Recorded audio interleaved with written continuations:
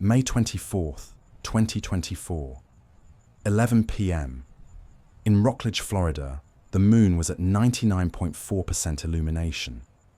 It was effectively a searchlight over the 900 block of Ocaso Lane.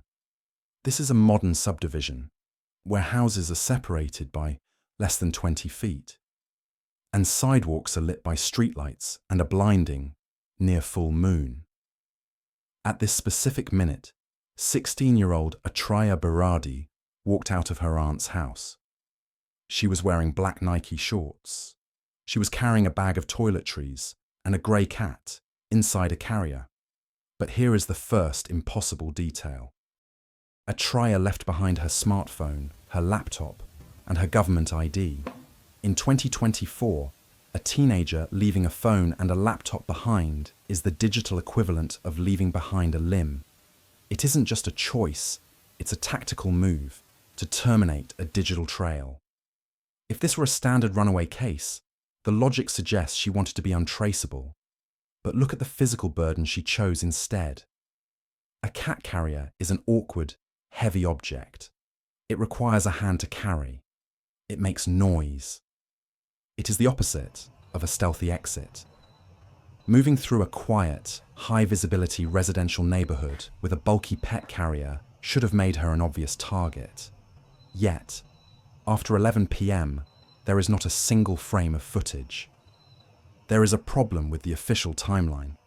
While police were notified, the public missing child alert was not issued until July 19th, nearly 8 weeks later.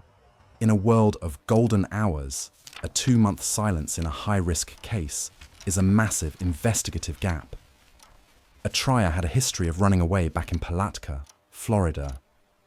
But there, she always returned within 48 hours.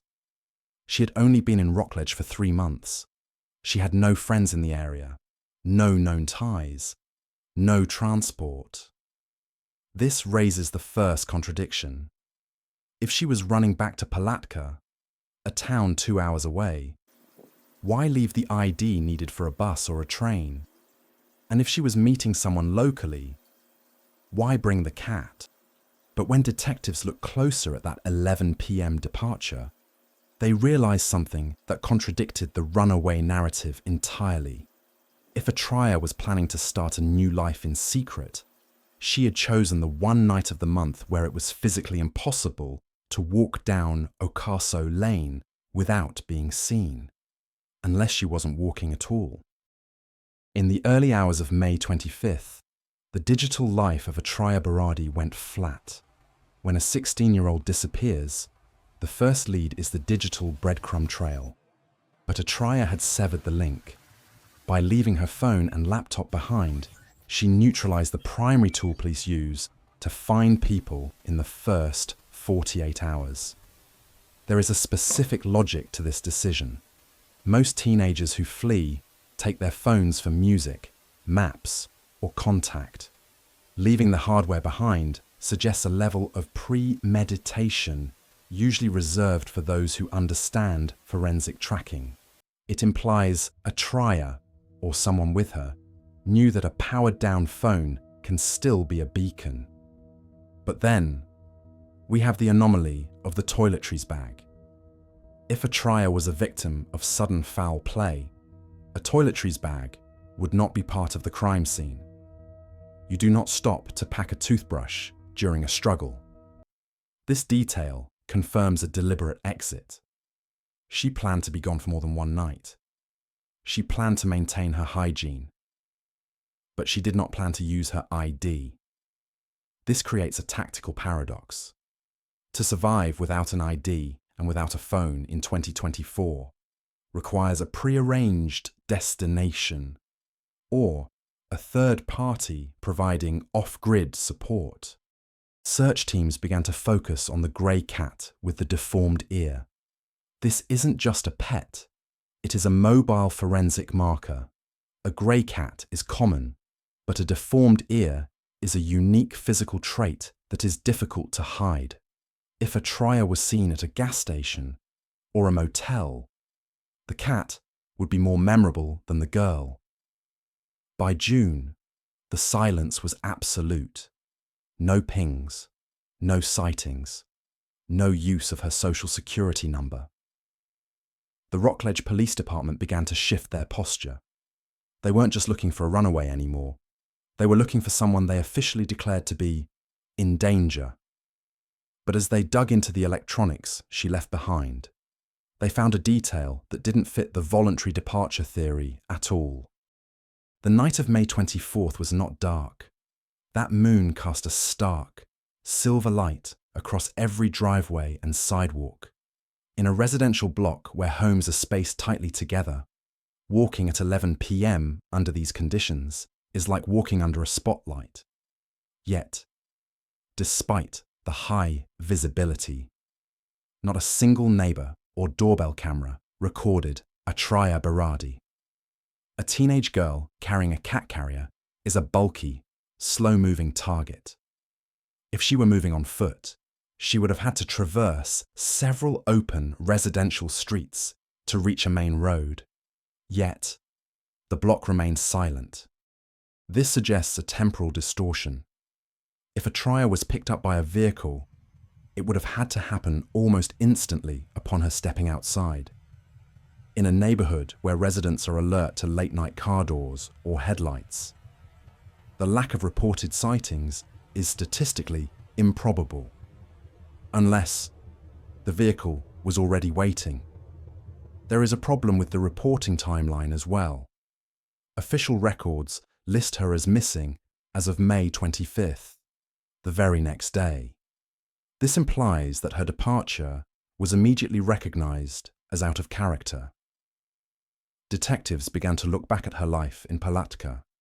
In her previous runs, she stayed local. She remained online.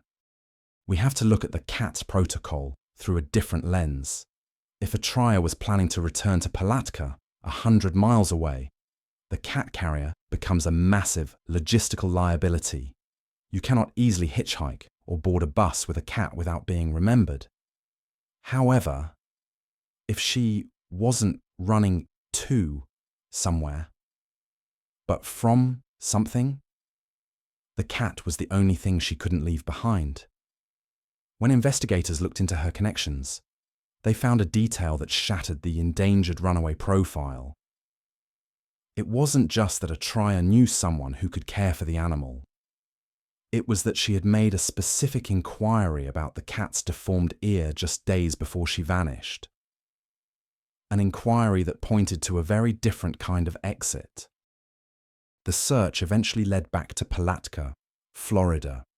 In Palatka, Atraya was a known quantity. She had a history of disappearing, but those incidents followed a predictable pattern. Crucially, during those previous runs, she never left her phone. She never left her cat. This creates a massive psychological contradiction. If her disappearance on May 24th was just another runaway episode, it was an episode that broke every single one of her established behaviors. Investigators had to consider the Palatka connection. Did someone from her past drive 2 hours to Rockledge to pick her up? If so, the timing would have to be precise. A car idling on Ocaso Lane for more than a few minutes under that moon would have drawn attention. This implies a pre-planned extraction. But as detectives interviewed those in her former circle, they hit a wall. No one in Palatka had seen her. No one had heard from her. The friends she used to run to were as confused as the police. Then, a piece of rough-edge evidence emerged from her belongings. Among the items stayed behind was her mother's jewelry. Her mother had passed away only months earlier. For a girl who was grieving and supposedly starting over, leaving behind the only physical connection to her mother, while taking a bag of toiletries, is a detail that feels forensic, not emotional. It suggests that whatever Atraya was planning, she didn't believe she was coming back for a long time. The endangered classification in her file began to carry more weight. Rockledge police stated they believed she was in danger. But they didn't specify the nature of that threat. Was it a third party she met online? Or was the danger something closer to home? Local community discussions began to focus on the aunt and uncle. They were the last people to see her. They were the ones who provided the narrative that she left with a cat carrier. But when police searched the perimeter of the 900 block, they were looking for the carrier. A plastic kennel is a large object to dispose of. If she had been snatched off the street, the carrier likely would have been dropped nearby. The neighborhood yielded nothing. No cat, no carrier, no Nike shorts. Then came a detail that shifted the focus of the entire case. A local resident's security system hadn't captured a girl or a cat. It recorded a vehicle idling on the street at exactly 11:02 p.m. The most disturbing element of Atraya Berardi's case isn't the night she vanished. It's the 60 days of absolute silence that followed. In missing person cases, the first 48 hours are the golden hours. Yet, in Atraya's case, the statewide mobilization was not issued until July 19th. For nearly 8 weeks, a 16-year-old girl classified as in danger was missing, and the public was entirely unaware. This creates a massive forensic lag. If Atraya had been seen at a gas station with that grey cat during those 2 months, no one would have known to report it. Memories fade. Security footage in Florida businesses is often overwritten every 30 days. By the time the public was asked to look, the most critical evidence had likely been erased by time. This delay raises a critical question. Why the silence? Police records list her as an endangered runaway almost immediately. This classification is a paradox. It acknowledges she is at high risk, yet the broad public push was withheld. By June, Atraya had missed every marker of a typical runaway pattern. No bank access, no social media, and most importantly, no sightings of that cat. A pet is a living, breathing liability for someone trying to hide. Cats require food and care. They are noticed by landlords. If Atraya was living off-grid, the cat was her biggest vulnerability. Yet, in a state as populated as Florida, not a single report surfaced during that 2-month gap. This brings us back to the items she left behind. Detectives found her phone, her laptop, and her identification. In 2024, it is nearly impossible to navigate the world, to board a bus, check into a shelter, or get a job without a physical ID. When digital forensic experts finally completed a deep layer audit of the laptop, they found a detail that contradicted the voluntary nature of her exit. It wasn't a message she had sent. It was a specific encrypted application that had been installed and then wiped just hours before the 11 p.m. departure. A tool designed for one purpose: untraceable communication. The discovery of encrypted software changes the architecture of the 11 p.m. departure. It suggests that her digital ghost strategy wasn't an accident. It was a coordinated plan. If a 16-year-old is being coached to vanish, the first instruction is always the same: leave the electronics, terminate the trail. This explains why she suddenly chose absolute digital silence, but it doesn't explain the cat. Predators do not want the liability of a pet. A cat is a witness that cannot be silenced. The fact that Atraya insisted on taking the animal suggests that whatever she believed she was walking toward, she believed it was a safe, permanent destination. She wasn't just running from her life in Rockledge. She was being lured to a life where she thought her cat would be welcome. As of early 2026, the case file remains an open investigation into an endangered runaway. But as the months turn into years, the runaway label feels increasingly insufficient. Atraya Berardi is now 18 years old. She has a heart tattoo on her left hand and multiple nose piercings. Somewhere, she may still be carrying a grey cat that is now an adult. Its deformed ear, a permanent, unchangeable marker of its identity. The ultimate mystery isn't just where she is. It's who was waiting for her in the silver light of that 99% moon. In a world where every step is tracked by GPS, Atraya Berardi managed to step through a hole in the net. She traded her digital identity for a bag of toiletries and a grey cat. But the physical world is smaller than it seems. Eventually, a signal breaks. A unique cat is taken to a vet. A heart tattoo is recognized at a checkout counter. Until then, she remains a shadow in a neighborhood that was too bright to see her leave. The evidence tells us she was prepared to stay gone. The silence tells us she might not have had a choice.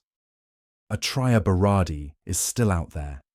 If you have seen a grey cat with a deformed ear, or a young woman with a heart tattoo on her left thumb, contact the Rockledge police at 3216 90 3988. The most important evidence in a cold case is often a memory someone didn't realize was important. If you found the logic of this case as unsettling as we did, join us. Subscribe to The Quiet Relic and help us sift through the shadows of the cases the world has begun to forget. What do you think happened under that 99% moon? Let's discuss the evidence in the comments.